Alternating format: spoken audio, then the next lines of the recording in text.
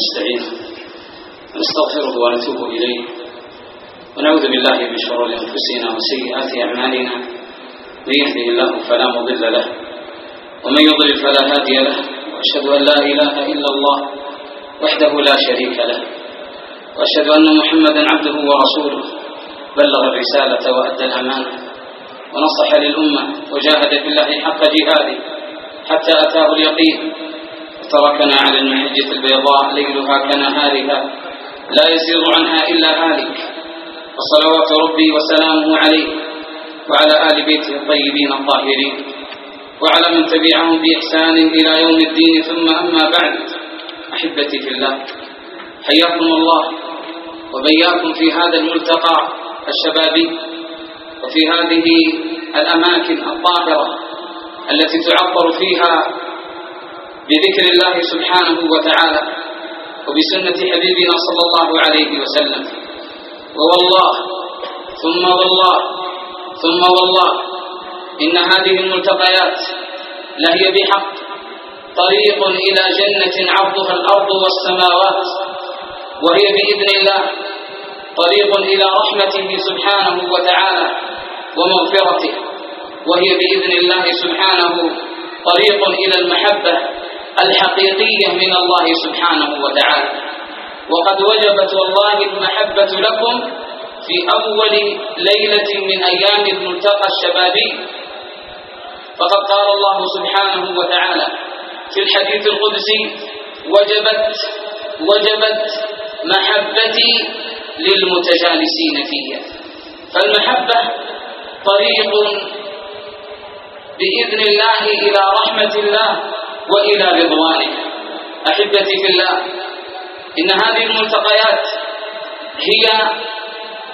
هي طريقنا إلى الجنة بإذنه سبحانه وتعالى. وأذكر لكم قصة ذاك الشاب الذي كان لا يعرف مجالس الذكر ولا يعرف هذه الملتقيات، فاتصل يوما من الأيام بالشيخ فقال: يا شيخ، إني في مصيبة وإني في هم وغم لا يعلمه إلا الله. فقال الشيخ: وما هي مصيبتك يا أخي؟ قال: إني وقعت في دين ولا أستطيع سداده، فأرجو من الله ثم منك أن تسدد ديني.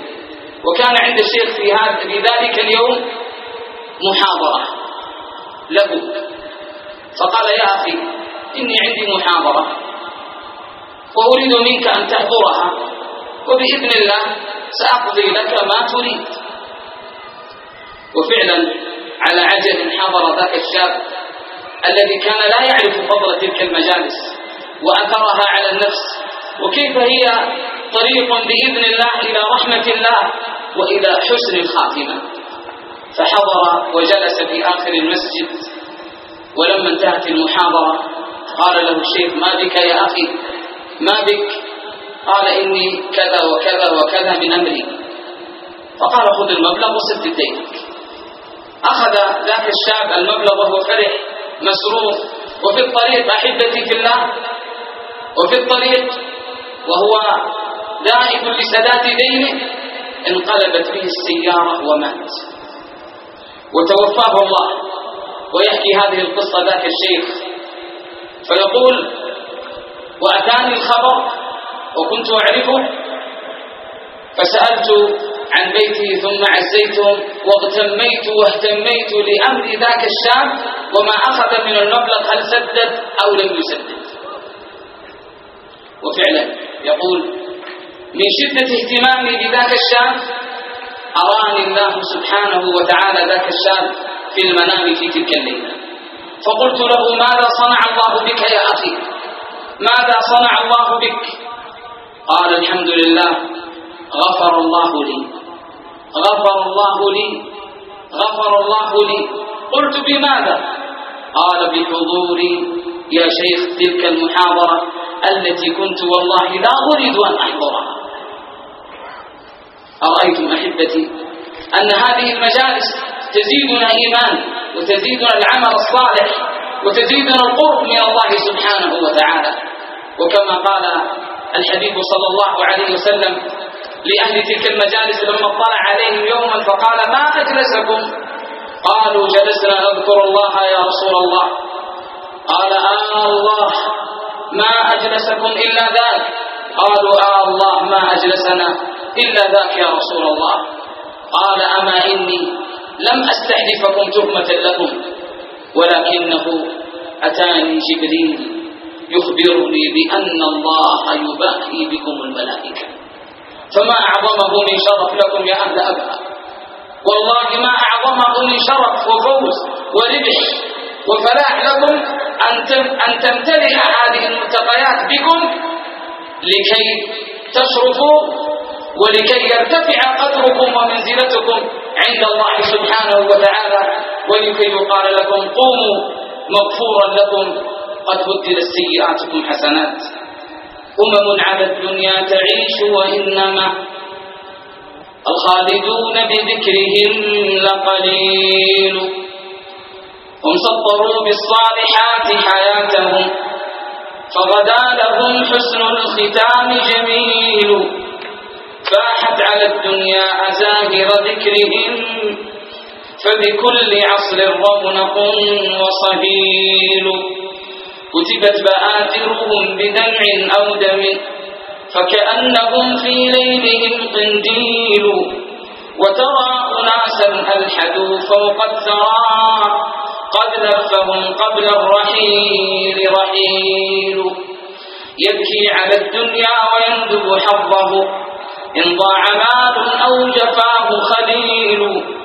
شتان ما بين الثريا والثرى فلكل قوم منهج وسبيل. فاكتب لنفسك سيرة تحيا بها ورعا فما للخالدين مثيل. انتبه أخي الشاب، انتبه، الطريق أمامك. نعم، إنه الطريق المستقيم الذي لا اعوجاج فيه، إنه الطريق إلى السعادة الحقيقية في الدنيا، إنه الطريق إلى الإيمان بالله وملائكته وكتبه ورسله واليوم الآخر والإيمان بالقدر خيره وشره. إنه الطريق إلى التوبة والرجوع إلى الله بصدق وإخلاص. إنه الطريق الذي من سلكه فاز برضوان الله وبالنعيم المقيم في جنة عرضها السماوات والأرض. إنه الطريق الذي عناه النبي صلى الله عليه وسلم بقوله: تركتكم على المحجة البيضاء ليلها كنهارها لا يزيغ عنها إلا هالك. فالطريق واضح. أخي الشاب، أحباب الشباب، والله إن الطريق واضح، ولكن الشباب والناس اليوم غافلون عن هذا الطريق. بسبب ماذا؟ بسبب شهواتهم. غرتهم الدنيا الفانية عن الطريق فهو أمامهم ليل نهار، ولكنهم أعرضوا عنه بعنادهم وباستكبارهم. فقال الله: ومن أعرض عن ذكري فإن له معيشة ضنكا ونحشره يوم القيامة أعمى قال رب لم حشرتني أعمى وقد كنت بصيرا قال كذلك أتتك آياتنا فنسيتها وكذلك اليوم تنسى وكذلك نجزي من أسرف ولم يؤمن بآيات ربه ولعذاب الآخرة أشد وأزقى. وقال الله: ومن يعش عن ذكر الرحمن نقيض له شيطانا فهو له قرين وإنهم ليصدونهم عن السبيل، ليصدونهم عن الطريق الحقيقي. إنه الطريق أحبتي في الله، أحباب الشباب، الذي رسمه لنا رسولنا صلى الله عليه وسلم بقوله: كلكم يدخل الجنة إلا من أبى. قالوا ومن يأبى يا رسول الله؟ اسمع للطريق. قال من أطاعني دخل الجنة ومن عصاني فقد أبى.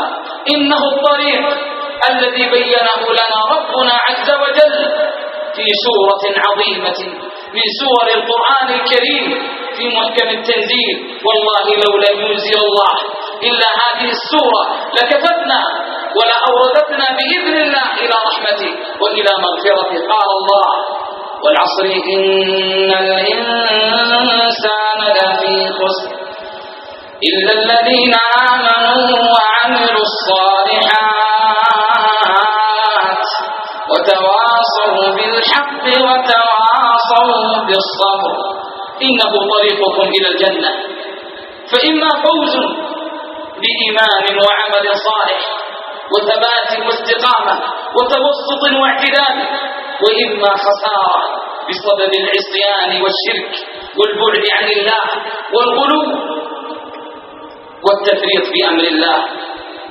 وبعض الشباب أحبتي بالله يقول الله غفور رحيم والآخرة يغفر الله لنا وما علم، ويظن أن الطريق مفروش بالورود والياسمين وما علم أنه طريق صعب وممر وعر.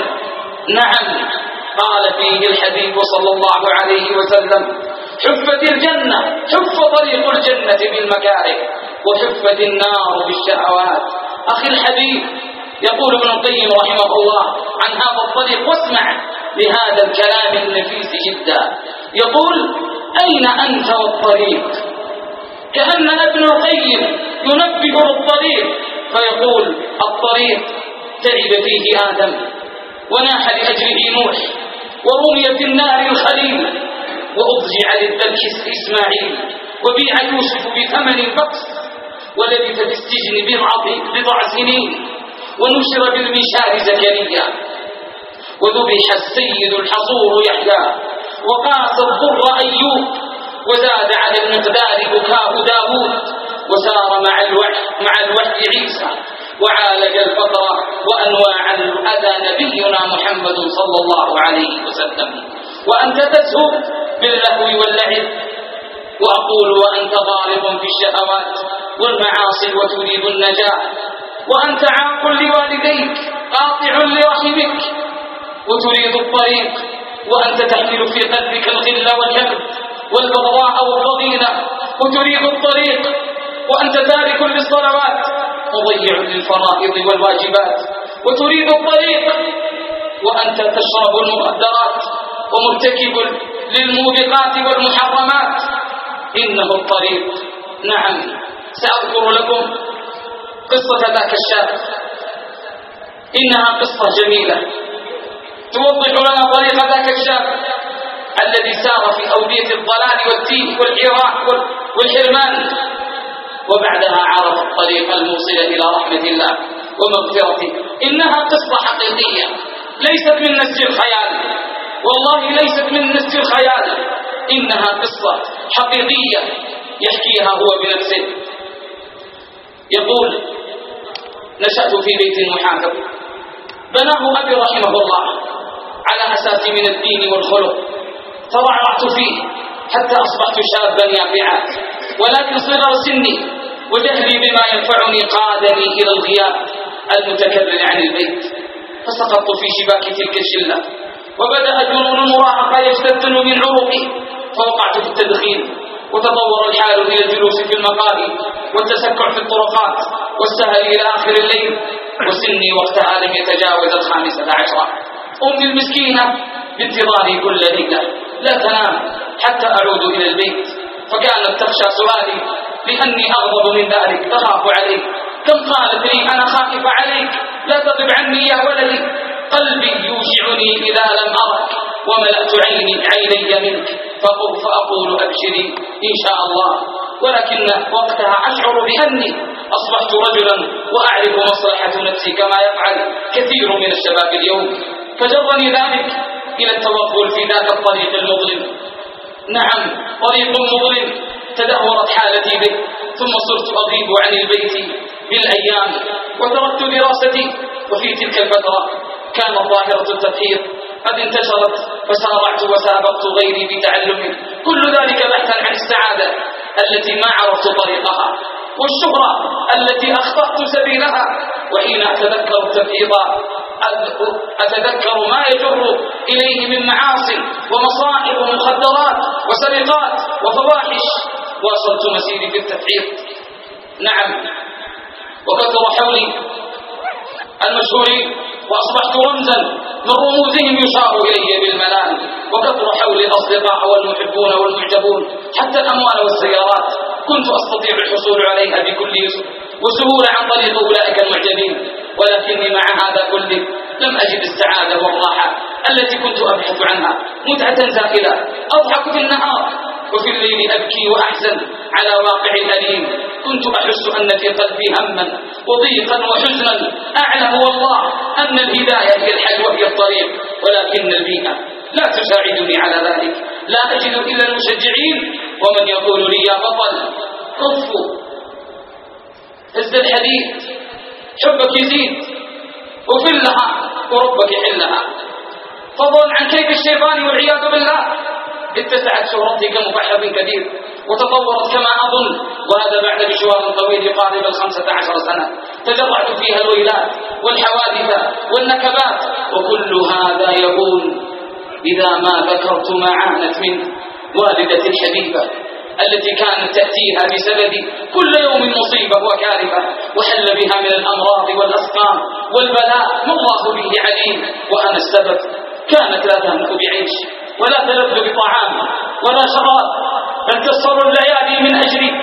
يا كم وكم اتصلت بي وأعادت الاتصال مرات وكرات، وأنا بكل برود لا أرد عليها إلا عني أو لا تعلم إلا وأنا في السجن. ومع هذا كله كانت صابرة محتسبة، لم تيأس مني، ترفع يديها في كل وقت تدعو لي بالهداية والاستقامة والصلاح الذي هو طريق إلى رحمة الله. وفي يوم لا ينسى في حياتي، بل في عصر الهجولة والتبعير، وأنا في إحدى الشوارع وقد تجمهر الموقف واجتمع الشباب والمشجعون لعيوني كما زعموا، وفي إثناء تلك النشوة الموهومة وأثناء تأديتي لأحد الأشواط التبعيضية قدر الله علي وأنا أسير بسرعة جنونية، وفجأة رج عنيفة قنبلة كان لها دوي، انفجار في إحدى عجلات السيارة، انفجار من نوع فريد، انحرفت السيارة بي فاصطدمت ب8 من الجمهور تطايروا في الهواء كالكرات.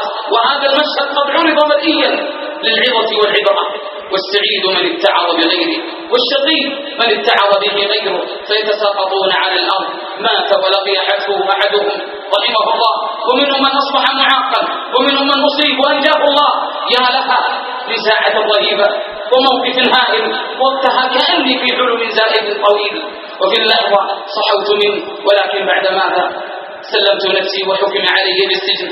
ولم تنتهي القصة هنا، فعندها هجرني وتركني رفقاء السوء والمصلحة ذهبوا ليبحثوا عن غير كعادتهم.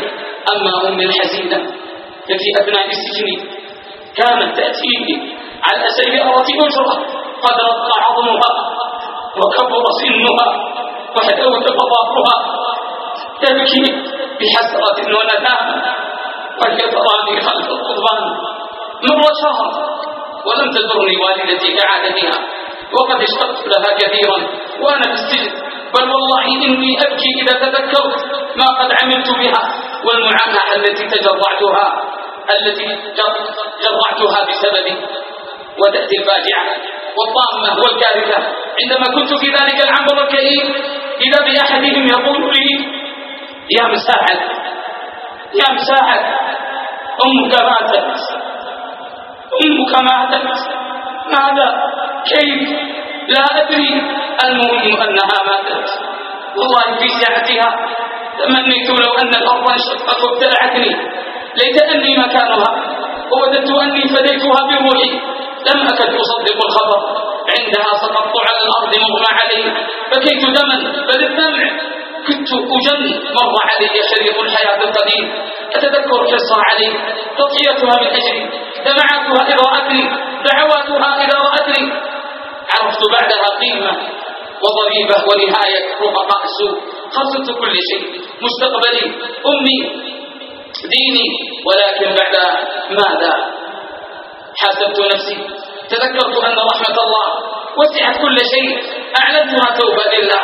في السجن وجدت السعادة التي كنت أبحث عنها طوال عمري. ما أحلاها والله من حياة، تلك الحياة التي أكون فيها قريبا من الله، آنس وأتلذذ بطاعته وأتنعم بعبادته. انتهت مدة سجني فخرجت، فاستقبلني بعض الدعاء واصدقاء الدين الذين من الله عليهم بهداية قبلي. إنهم الصحبة الصالحة المباركة التي كانت تتمنى توبتي وتتمنى لي طريق الهداية. عدت إلى بيت والدتي الحديثة تائبا منيبا، فلما وصلت وجدت البيت مظلما مخيفا. ترددت في الدخول ولكني تشجعت ثم تقدمت، وإذا بتلك الغرفة التي كانت تجلس بي يا أمي المسكين تنتظرني على أحد من الجهر. هذا مكانها وهناك هاتفها وتلك مصلاها وسجادتها التي كانت تصلي عليها. تلفت يمينا وشمالا، تجولت في البيت أعيد ذكريات أعز إنسان في حياتي، ودموعي تسيل على خدي. وهناك انفجرت بالبكاء، سقطت على ركبتي، أجهشت بالدموع وأنا أنظر إلى سريرها وما بقي من ملابسها. أدوية كانت تتناولها. قمت وأنا أشعر أن الدمع قد جف من عيني. أمي الحنونة الغالية، أنا تائب إلى الله، سامحيني كما أنا والله مشتاق. وسماع صوتك والجلوس معك، أتذكر حديثك الشيق، ابتسامتك الجميلة، قلبك الحنون. أمي، لن أستطيع رؤيتك اليوم، ولكن عاهدت ربي على البر بك. لن أنساك من الدعاء والصدقة والاستغفار، وموعدنا بإذن الله في الجنة. غفر الله لك ورحمك وجمعنا بك في الفردوس الأعلى، آمين. أرأيتم أيها الشباب كيف عرف مساعد طريق التقوى والهداية؟ أرأيتم كيف أن طريق الهوى وجلساء السوء قاده إلى السجن وإلى الفسق والانحلال؟ إنه والله رجل عرف طريق الهداية. فمتى يعرف الشباب طريق التوبة والرجوع إلى الله؟ متى يعرف الشباب طريق المراقبة لله قوم لدار الخلد أخلصهم وخصهم بجزير الملك مولانا.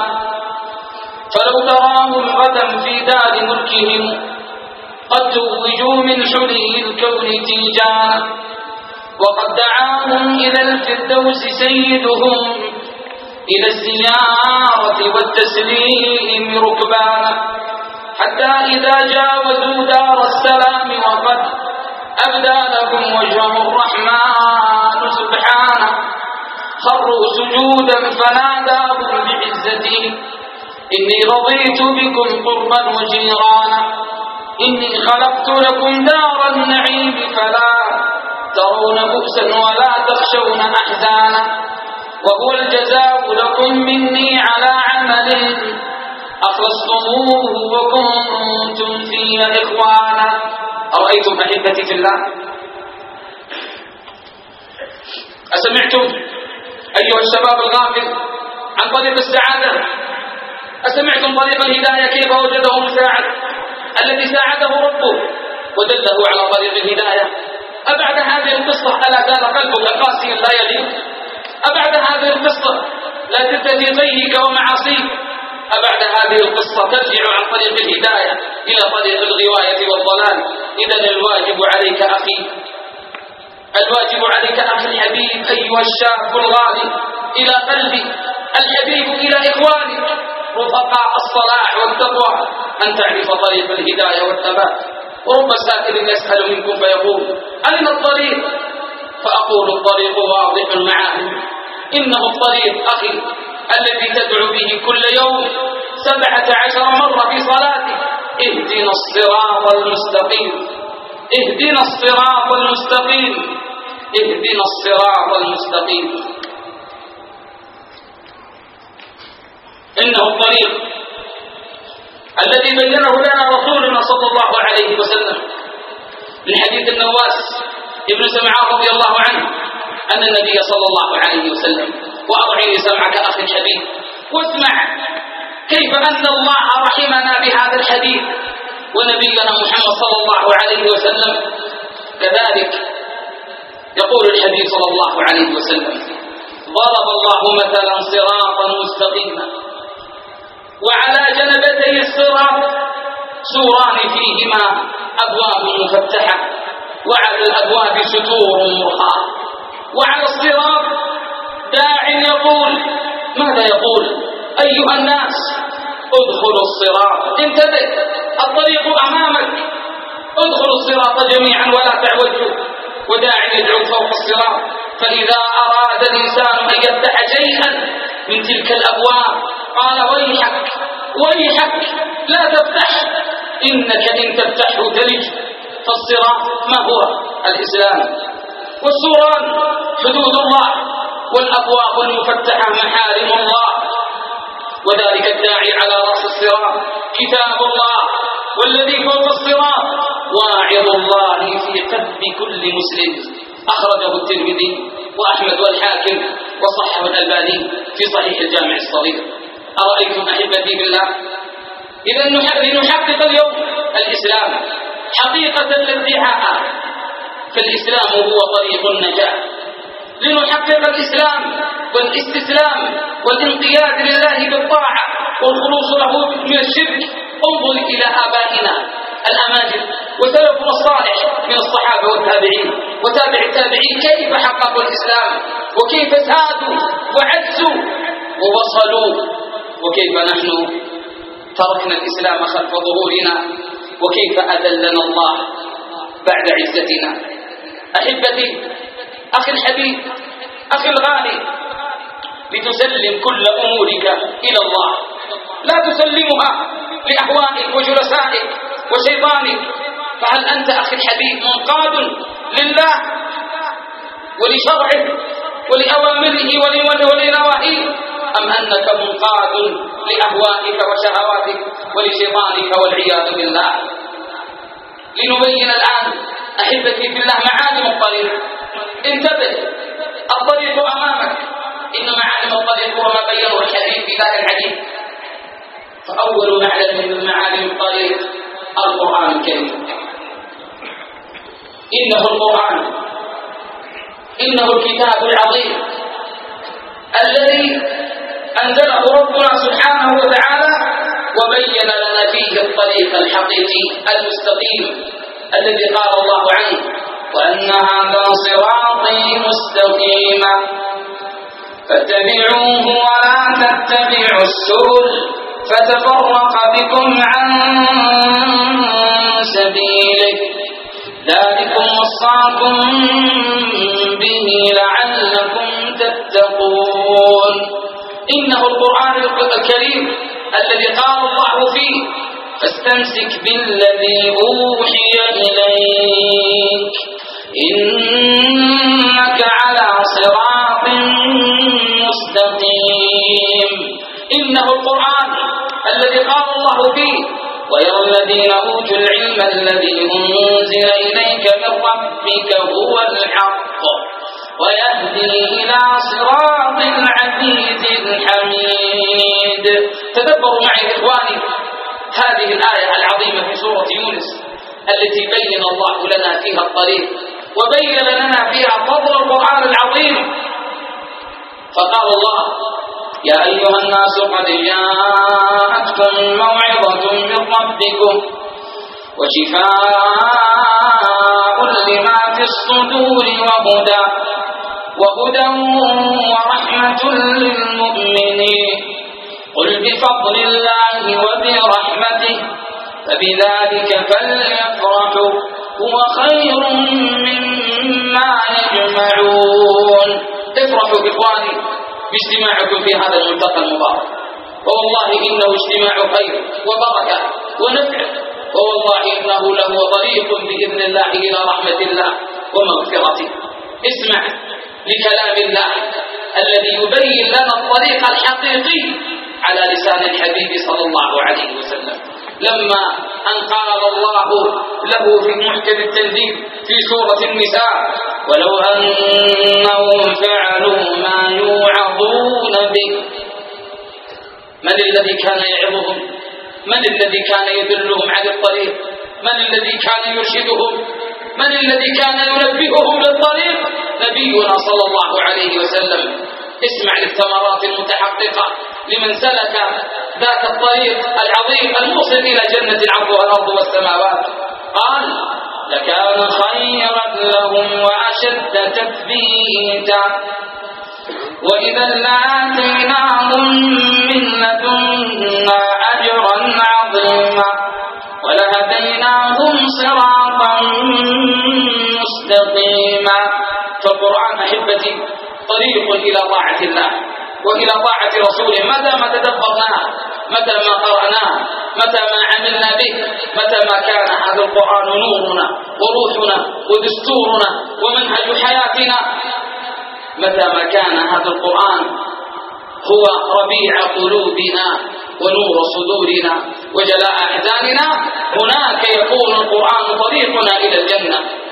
وإن كتاب الله أوثق شافع وأغنى غناء واهبا متفضلا، وحيث الفتى يرتاع في ظلماته من القدر يلقاه سنا متهللا، هنالك يبنيه مقيلا وروضة ومن أجله في ذروة العز يجتلى.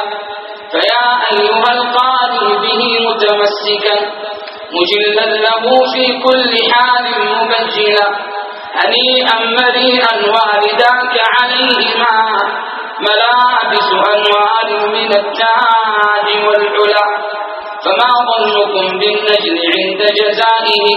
أولئك أهل الله والصفوة الملا، أولي البر والإحسان والصبر والتقى، حلاهم بها جاء القرآن مفصلا، عليك بها ما عشت فيها منافسا وبيع نفسك الدنيا بأنفاس العلا. أحبتي بالله، اسمع للطريق الحقيقي من كلام الله سبحانه وتعالى على لسان الحبيب صلى الله عليه وسلم. فقد قال الله على لسان الحبيب: قل إنني هداني ربي إلى صراط مستقيم دينا قيما ملة إبراهيم حنيفا وما كان من المشركين. إذن الطريق الحقيقي في التوحيد، في الطاعة، في الإيمان، في المراقبة لله في كل صغيرة وكبيرة من أمرك. من معالم الطريق إخواني ما بينه النبي صلى الله عليه وسلم في قوله أن هذه الأمة ستتفرق على 73 فرقة كلها في النار إلا واحدة. ما هي يا رسول الله؟ اسمع ماذا قال الحديث صلى الله عليه وسلم، فقال: من كان على مثل ما أنا عليه اليوم وأصحابي فقد نجا وسلك الطريق ونجا بإذن الله من نار أوقد عليها 1000 عام حتى احمرت، و1000 عام حتى ابيضت، و1000 عام حتى اسودت، فهي سوداء مظلمة. من معالم الطريق إخواني الإيمان بالله والاعتصام به والاجتماع كاجتماعكم هذا في هذا الملتقى، وعدم التفرق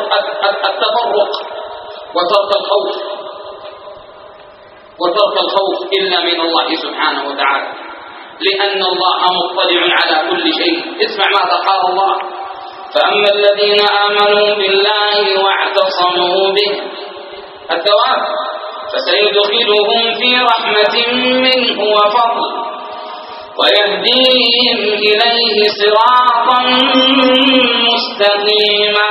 وقال الله: ومن يعتصم بالله فقد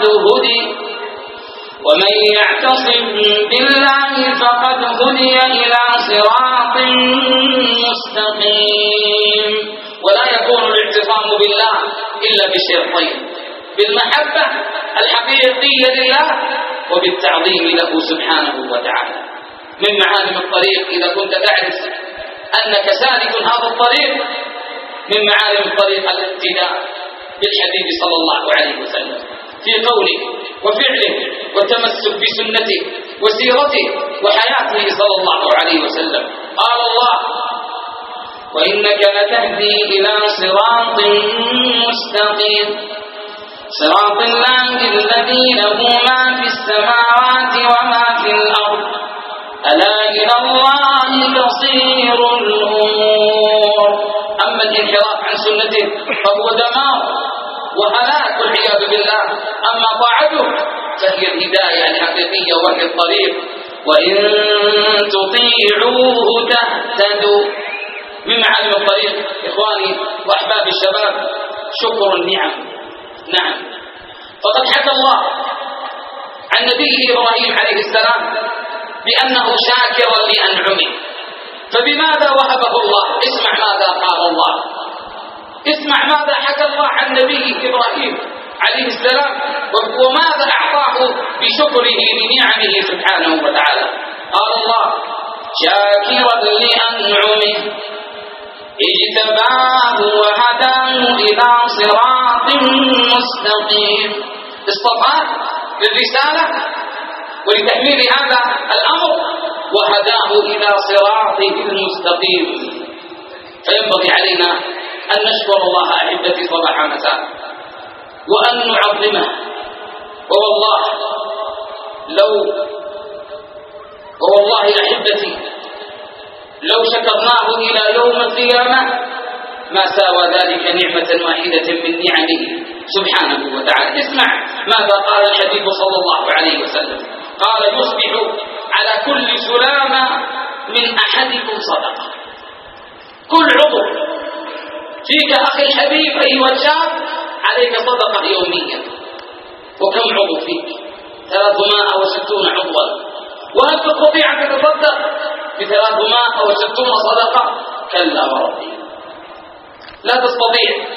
لكن النبي صلى الله عليه وسلم أرشدك إلى الشكر الحقيقي، فبكل تهليلة صدقة، وبكل تسبيحة صدقة، وبكل تحميدة صدقة، وأمرك بالمعروف صدقة، ونهيك عن المنكر صدقة، وتعين إلى الحاجة والملهوف صدقة، ويكفيها كما قال الحبيب صلى الله عليه وسلم صلاة الضحى. أخي الحبيب انظر إلى نفسك يا عبد الله، تأمل عجيب صنع الله فيك، تدبر في نفسك. هل أتى عليك حين من الدهر كنت فيه شيئا مذكورا؟ هل كنت شيئا مذكورا؟ ألم تر كيف أوجدك من العدم وحفظك في أصلاب آبائك وأجدادك، تتقلب من صلب إلى صلب، ومن أب إلى أب، ومن جد إلى جد، إلى أن خرجت من ظهر أبيك ماء مهينا، واستودعك برحم أمك علقة بمشيمة، ثم مضغة، ثم سواك عظاما فكسى عظامك لحما، وجعل لك السمع والبصر والفؤاد، فخرجت إلى هذه الدنيا في أجمل صورة وأحسن شكل. ولكن يا خسارة يا شباب، يا خسارة أيها الأحباب، خرج هذا الإنسان خصيب مبينا، خرج ذلك الإنسان الضعيف ليجادل في ربه بغير علم ولا هدى ولا كتاب منير. عبد الله أيها الشاب أخي الحبيب الغالي، انظر إلى عقلك، المح بصرك، تحسس سمعك، وقد فكرت في معصيته، فهل فجعك الله في عقلك؟ قد نظرت فيما حرم عليك، فهل خطف منك بصرك؟ قد سمعت ما نهاك عنه، فهل ثقل منك سمعك؟ قد مشيت إلى ما حرم عليك وعذرك منه، فهل عطر منك جارحك؟ فلا إله إلا الله ما أحلمه، ولا إله إلا الله ما أكرمه، ولا إله إلا الله ما ألطفه، قتل الإنسان ما أكفره. فربنا رحيم رفيق يدلك على الطريق، جواد عم جوده كل شيء، ودود يحب من عباده أن يعرفوا الطريق الموصلة إليه حتى يتقرب إليه، فإذا تقربت إليه ذراعا تقرب منك باعا، وإذا أتيته تمشي أتاك يهرول سبحانه وتعالى إذا ما الواجب عليك؟ أن تتقرب إليه بأنواع الطاعات والقربات، وأن تسلك طريق النجاة، وأن تسلك طريق الهداية والثبات والاستقامة. وهو الرفيق يحب أهل الرفق بل يعطيهم بالرفق فوق أمانه. وهو القريب وقربه المختص بالداعي وعامله على الإيمان. وهو المجيب يقول من يدعوه جبه أنا المجيب لكل من ناداني.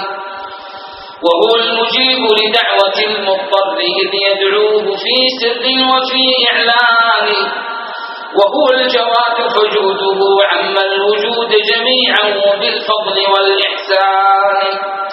وهو الجواد فلا يخيب سائلا لو أنه من أمة الكفران. وهو المغيث لكل مخلوقاته وكذا يجيب إغاثة اللهفان.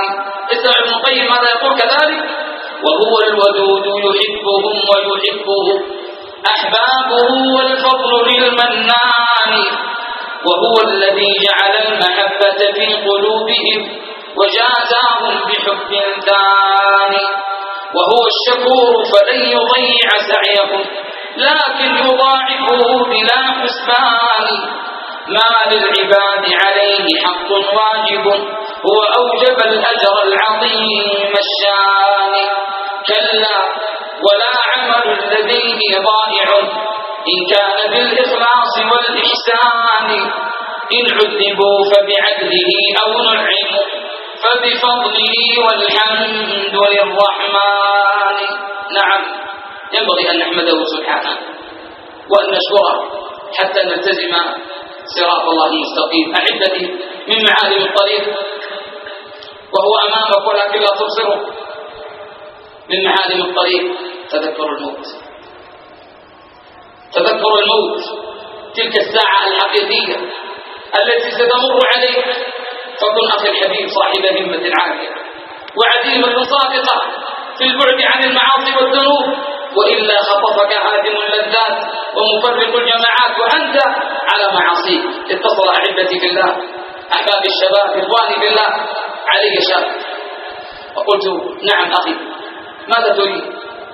قال: يا شيخ، أنا كنت شابا لا أعرف الله، لا أعرف صلاة ولا صيام ولا صدقة ولا بر بوالديه، كل وقتي وجله في تهريب المخدرات وضياع الشباب والعياذ بالله. فكم خرجت إلى هذه البلاد آلاف الحبوب والمخدرات والعياذ بالله، ولكن الله أراد هدايتي، أراد لي أن أعرف الطريق الحقيقي، فأهدى لي أحد الشباب شريطا يوما وهو شريط شوق حنين. وليس الفضل لي أحبتي، إنما الفضل لله الذي من عليه بسماع تلك المحاضرة. فيقول: فوقع والله الإيمان في قلبي والهداية لي، فتركت ذات الطريق وأنا الآن تائب إلى الله. وأبشركم أحبتي، هو الآن داعية من دعاة الرياض، هو داعية والحمد لله من دعاة الرياض. انظر كيف قلب الله حاله من طريق الضلال والغلاوة إلى طريق الهداية. فكن أخي الحبيب مثل هذا الشاب ونقف للأداء.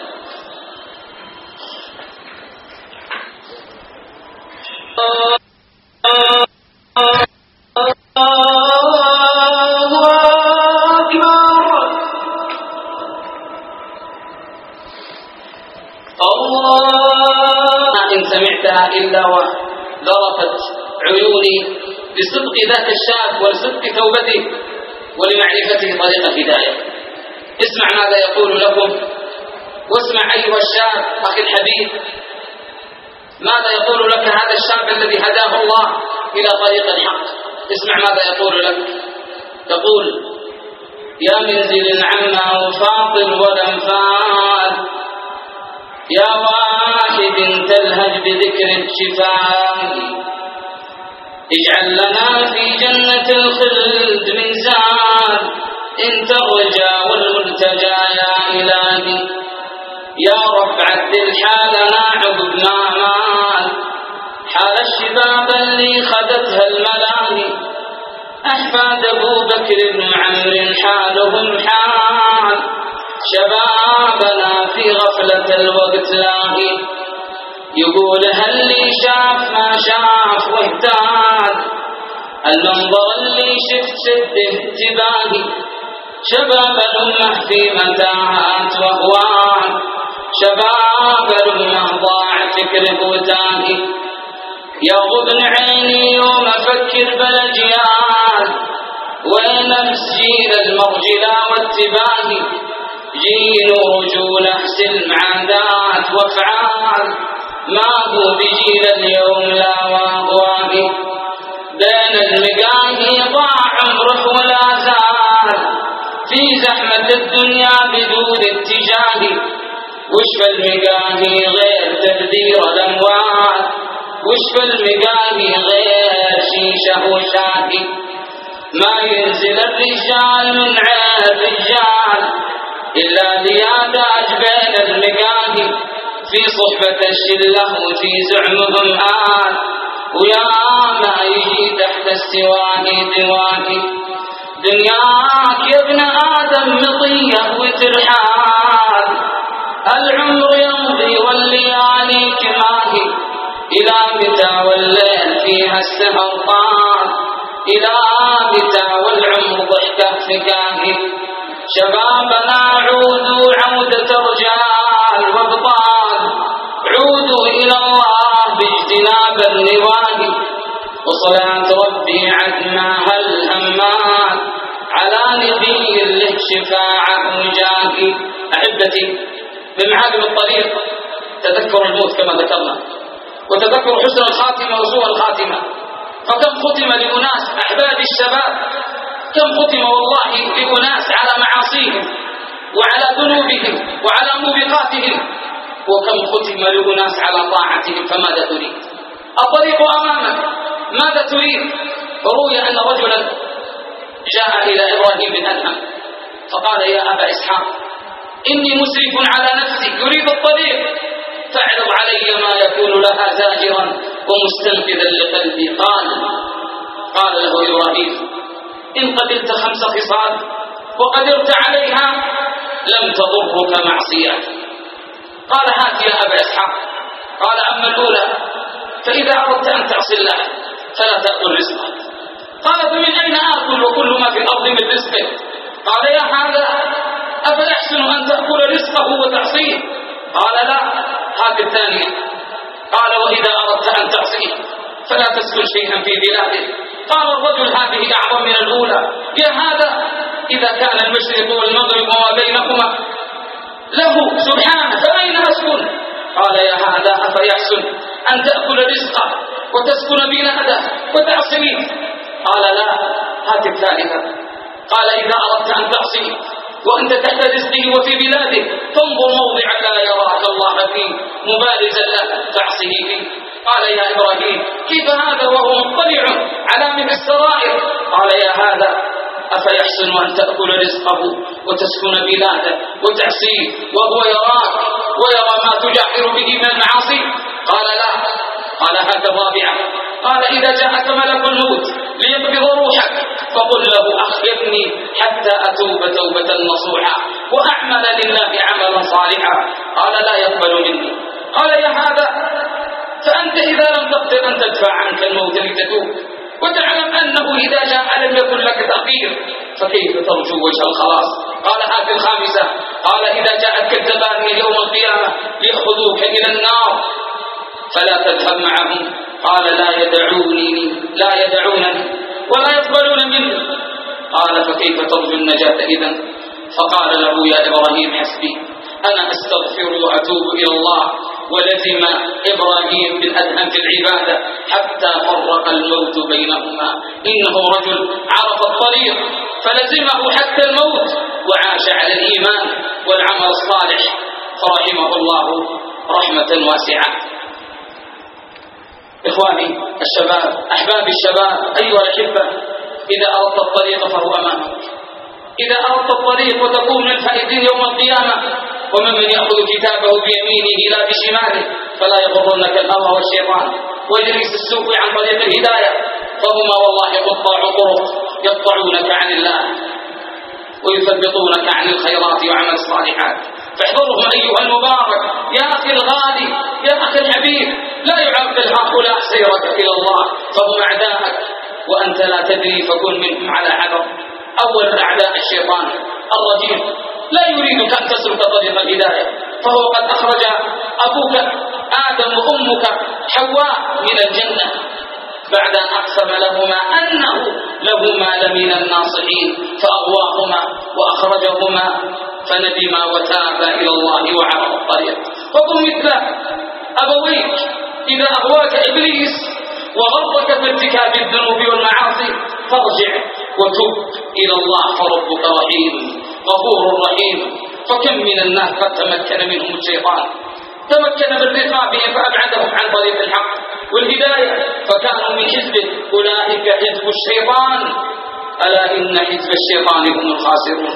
والله أخي الحبيب إخوتي، إن لم نتخذ الشيطان عدوا لنا في الدنيا فسيخطف فينا الشيطان خطوته المشهورة التي تقطع القلوب حسرة وألما وأسى في النار، وهناك تكون الحسرة والندامة. قال الله عن ذلك: وقال الشيطان لما قضي الأمر إن الله وعدكم وعد الحق ووعدتكم فأخلفتكم وما كان لي عليكم من سلطان إلا أن دعوتكم فاستجبتم لي فلا تلوموني ولوموا أنفسكم ما أنا بمصرخكم وما أنتم بمصرخي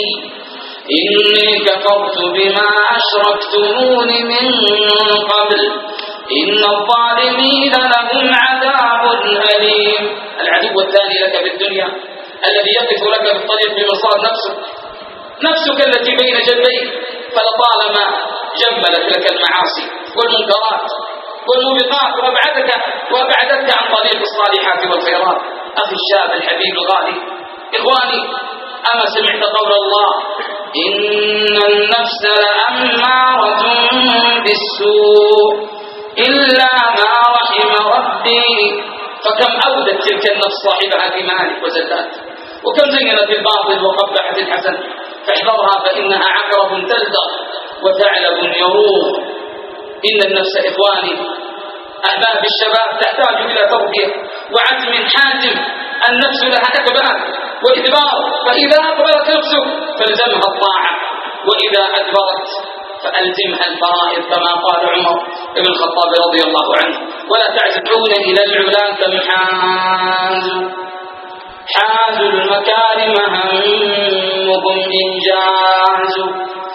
لا يستكين الفد في طلب العلا فالشامخون تقدموا واجتازوا ومضوا يحثون الخطى نحو الذرى بصنيعهم قمم الذرى تمتاز. من حقق التوحيد فهو موفق والمشركون إلى الجحيم انحاز. حفظ اللسان عن المعايب مبدأ لا يفلح المغتاب والأماز. الدين عز نفوسنا وحياتنا، الدين في أرواحنا إعزاز. المؤمنون إلى الجنان طريقهم، المؤمنون لكل خير حاز. إنجازنا فوز بجنة ربنا، فالمؤمنون بربهم قد فازوا. أحبتي في الله، العدو الثالث رفقاء السوء من شياطين الإنس والجن الذين يقعدون لك بكل صراط وطريق يصدونك عن سبيل الله وعن الدار الآخرة. فكم أغووا من مستقيم، وكم هتكوا من أستار، وكم انتهكوا من أعراض. يكفيك قول الحبيب صلى الله عليه وسلم: مثل الجليس الصالح والجليس السوء كحامل المسك ونافخ الكير. فاحذر وابتعد عنهم. نعم، أخيرا إخواني، لا أريد أن أطيل عليكم فأقول: من منا سلم من الخطأ؟ من منا سلم من الخطأ والزلل والذنب؟ لا والله، بل كلنا كذلك. فقد قال عليه الصلاة والسلام: كل ابن آدم خطاء وخير الخطائين التوابون. أخي الحبيب، ليس في الإسلام يأس من رحمة الله، فمهما فعل العبد من المعاصي والفجور ومهما اقترف من الكفر والشرور، إذا تاب توبة نصوحا وسلك صراط الله المستقيم حظي بعدل الله وبرحمته. فالتوبة تهدم ما قبلها، والإسلام يجب ما قبله. فالله رحيم بعباده رؤوف بهم، يناديهم دائما مهما أسرفوا على أنفسهم بقوله: قل يا عبادي الذين أسرفوا على أنفسهم لا تقنطوا من رحمة الله إن الله يغفر الذنوب جميعا إنه هو الغفور الرحيم. فلا تيأس أخي الحبيب الغالي، لا تيأس من سلوك صراط المستقيم، فاليأس من صفات الكافرين المعرضين الضالين. إنه لا ييأس من روح الله إلا القوم الكافرون. والله إن الله أرحم بعباده كما قال الحبيب صلى الله عليه وسلم من هذه بولدها. فمتى نتوب إخواني؟ متى نعود إلى الله وربنا سبحانه ينادينا فيقول: وتوبوا إلى الله جميعا أيها المؤمنون لعلكم تفلحون. فأي جود وأي فضل وأي كرم في نهاية الطريق أن تكون شجاعا، أعلنها أخي الحبيب، أعلنها توبة، أعلنها ثبات، أعلنها استقامة. كن شجاعا، لا تجعل الشيطان ونفسك الأمارة بالسوء يغلبونك ويهزمونك. قل أخي الحبيب بتضرع وانطراح بين يدي ربك إن كنت صادقا في توبتك وسلوكك صراط الله المستقيم.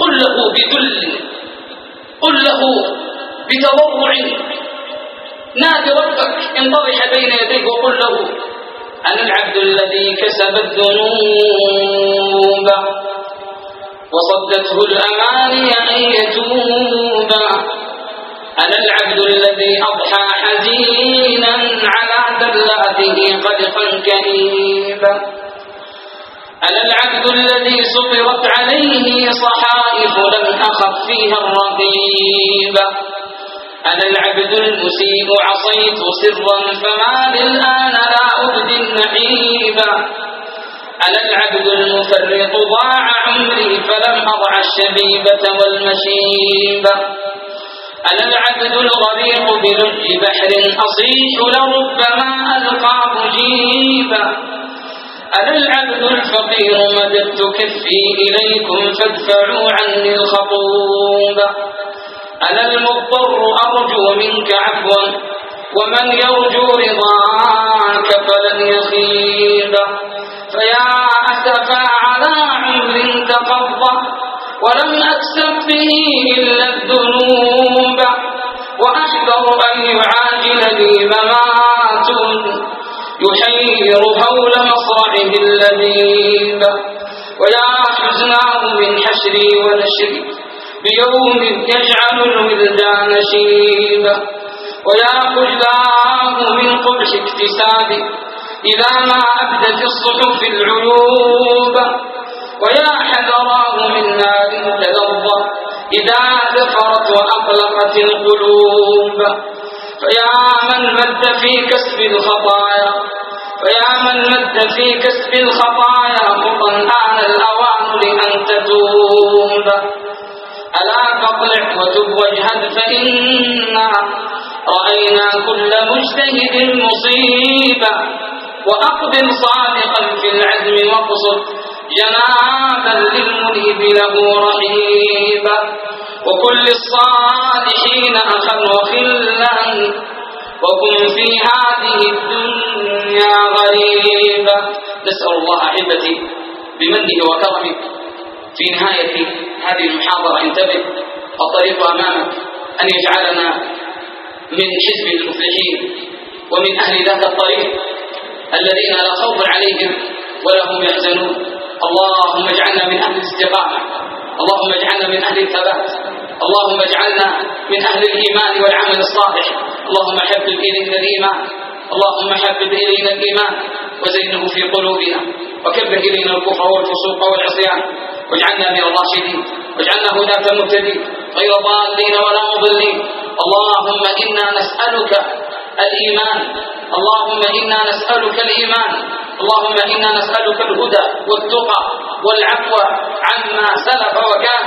اللهم إنا نسألك موجبات رحمتك وعزائم مغفرتك والعزيمة على الرشد والغنيمة من كل بر والسلامة من كل إثم والفوز بالجنة والنجاة من النار.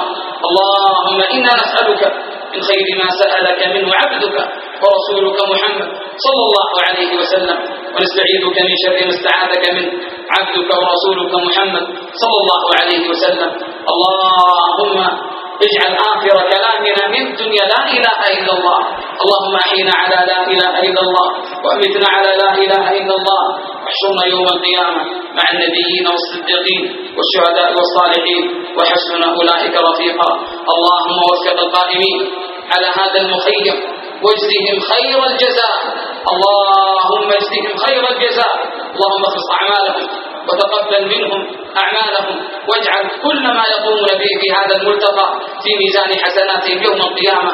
اللهم وفق ولي أمرنا لما تحب وترضى، وهيئ له البطانة الصالحة الناصحة التي تدله على الخير وتعينه عليه. اللهم يا حي يا قيوم يا ذا الجلال والإكرام، أسألك بأسمائك الحسنى وصفاتك العلى أن تخلص أقوالنا وأعمالنا وأن تجعلها خالصة لوجهك الكريم، إنك ولي ذلك والقادر عليه. سبحان ربك رب العزة عما يصفون، سلام على المرسلين، الحمد لله رب العالمين.